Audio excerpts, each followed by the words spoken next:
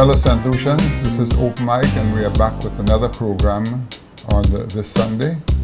And today I have with me, in my opinion, a very important and high-profile individual in the name of Miss Mary Isaac. And we promised to have a wonderful discussion and to highlight some of the issues that are taking place in St. Lucia, which are of concern to many of us. On that score, I'm going to start immediately because I have a lot to ask and a lot to say. Mary, welcome to the program. Thank you very much, Mr. Shastny, for having me. Thank you so much for being here. Mary, I've been following what has been going on in St. Lucia, and there are concerns from my side, A, as an individual, and as a business person on the island. My first question to you is, as a business person on the island, I'm concerned as to the repercussions of industrial action looming over our head. When I say our head, I mean St. Lucia and the business community. Can you give me your views on that, please? Well, it's very interesting that we are back here again this year. Remember last year, Mr. Shastny, we also had we had to take industrial action.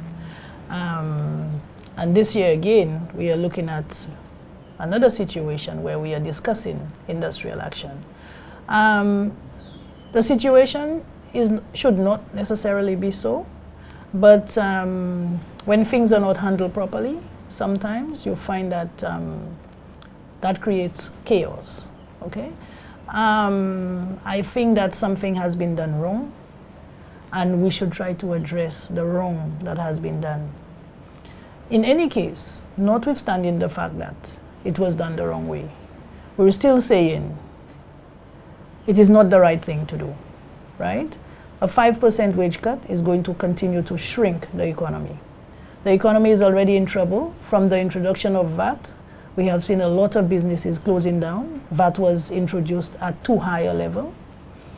And I still think that should be addressed because we are still having most of the problems that we are having in spite of the introduction of VAT.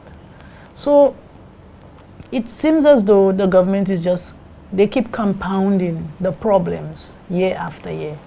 And if we do not take a stand, if we do not take a position, things will just continue to erode in a worse way, right?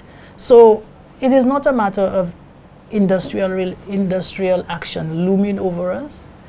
I think what is more important is for us to see how best we can address the issues that is causing the industrial action to take place. So I think that is where we ought to be going. But tell me something, Mary. I've heard that story before, and the time is drawing near because the Prime Minister has indicated that he expects to wrap up everything in 14 days. That, to me, sends a strong signal that some sort of controversy is about to take place. And if that happens, the business community will be terribly affected. What is it can be done immediately from your side of things? What is it? I've heard the discussion over and over concerning the number of consultants within the civil service, the foreign embassies, which are sucking a lot of money, and apparently we're not getting the right returns on it. As a business person, if I was running a business and the business wasn't doing well, the areas that were non-productive would have to disappear, okay? That's right. I've heard it not only through the CSA, but I've heard it outside. It is being discussed in all water holes in St. Lucia. And I just wonder what can be done to penetrate these thoughts to the powers that be, that something should and can be done promptly. We cannot run away from our problems. We have to face our problems. That's right. Well, again, we go back to industrial action. That is one thing that gets to them very, very, very, very effectively. It seems all we know is what slavery left for us. Force, brute force. Like I said, it's not necessary, but we cause it to happen. You understand? The consulates, we have seen Grenada. Grenada took action, decisive action, and they have saved some money there, and they'll continue to save. There is no need to have all these consulates all over the place when we are in a situation where we are desperate, right? At a time when everything is flourishing, you have money, you can, you know, there can be a certain amount of largesse. That's right. Yes. But when you are looking at, you know, saving, cutting down on waste, like you said, you look at your first of all, you look at the unproductive areas. And what is it that these consulates are bringing back to us? Recently, we heard the Prime Minister himself had to travel to go and attract investment. I saw that on so two what occasions. are they doing? Are they not the ones who are placed to try and attract that investment? Yeah. Does the Prime Minister have to travel to go and look for investment all over the place? Because he has his work to do in St. Lucia. That's right. Yeah. So you've seen where, are they productive? If they are productive, why does the Prime Minister have to pick up and go and, you know, assist in terms of bringing that investment home? The consultancies, we are saying, we are in the public service. We know what the consultants do. They come to us to gather the information. They come to us for everything.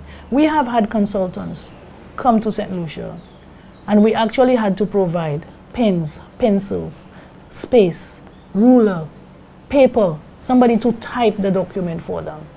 So I am saying, and I can name names. Yeah. You see, they say that, you know, I make things up. Yeah. We are in the public service. We know these things are happening. And the same work that these consultants are doing, the public servants can do the work. You know, Mary, you have struck a nerve within Michael Shasta's way of thinking. I was in the shipping business for some 25 years, and I had almost over 100 St. Lucians working on the ships as crew members, cooks, and engineers. And every time I went to Europe and I bought a ship, initially, when the ship for the first 6 months, I'd bring out, say, a captain and a chief engineer from, say, Holland or Germany, wherever it is. Mm-hmm. And usually I'm on the docks because I'm not a seaman, I was a business person. When the ship would arrive, I could read the people working for me, the minds of the people. When I would see my second engineer or my second in command standing on the bridge with their hands folded, I knew immediately something was wrong. I would go and I would say to them, look, you look unhappy. What is the problem? What's the problem? And they say, right. Mr. Shastri, that bluffer you brought here, get him out. That's right. Now, you see, what you're telling me today, and I've listened to a couple of things that you've said. You indicated something, that when a person joins the civil service, their hope one day is to become a postmaster or to become a PS. Yeah. But when you parachute people above, it suffocates the top. Oh, yeah. You know, my father worked in the government all his life. My father started in the customs and worked in the different sub-collector's office. Eventually, all his life, he reached the top by being collector of customs and harbor master, and he stayed there. Now, if that was now, he probably wouldn't reach there at all. That's right. So I understand what you're saying. And what we have to understand, that we are all human beings. We can make mistakes, but we need to adjust the errors that we make because we are a small nation, and every day we're putting out thousands of children from school children. Oh, yes. These Sadly people are so. becoming educated. They become some very bright St. Lucians, and there's a level of frustration, you know, and to me that they should start to deal with those issues, because at the end of the day, what happens is that the private sector is already carrying the load. We're the one paying the taxes. As far as I'm concerned, government needs to set an environment for people to work, not to get involved in business, because that's not their role. We have to facilitate Yeah, the you have to private facilitate, sector. you know. Yeah. Now, by the same token, we have to look at both sides of the story. It has also been said that the public sector, there are many inefficiencies in the public sector, where people claim that they want to get certain things done, it takes too long, and so forth, and there's a lot of wasting of time. Can you clarify that? Well, I will not deny that there is a lot of wastage in the public sector, and things take a lot of time. There's a lot of bureaucracy, and now more than ever, there is more bureaucracy, because a lot of the things that were decentralized now have become centralized, where even to get permission to be out of state, there's so much redundancy, there's so much duplication. That's a and level of the control. Consultants are a lot of duplication, right? Going on in the public service. For instance, you're supposed to travel and represent government at some meeting somewhere, right? Government approved that traveling for you to go. In most cases, government is actually paying the ticket, airfare, everything else. But then you find that somebody has to go and apply again to cabinet to be out of state on the same government business. Yeah. You see the you know, Yes. you do not need to do that. It's too repetitive.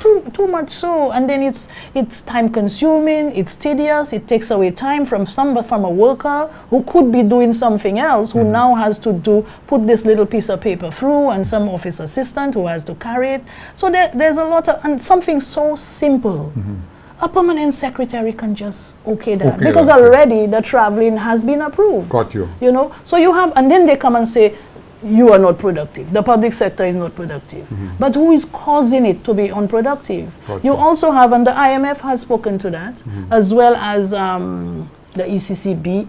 Almost any agency you can think of speaks to the fact that we have too many square pegs in round holes. Now, they call it, when this government is in opposition, they say square pegs in round holes. Yeah. The IMF and these people call it a different name. They talk about skills mismatch, right? Got you. There is a lot of skills mismatch in the government service, and it goes from the top down.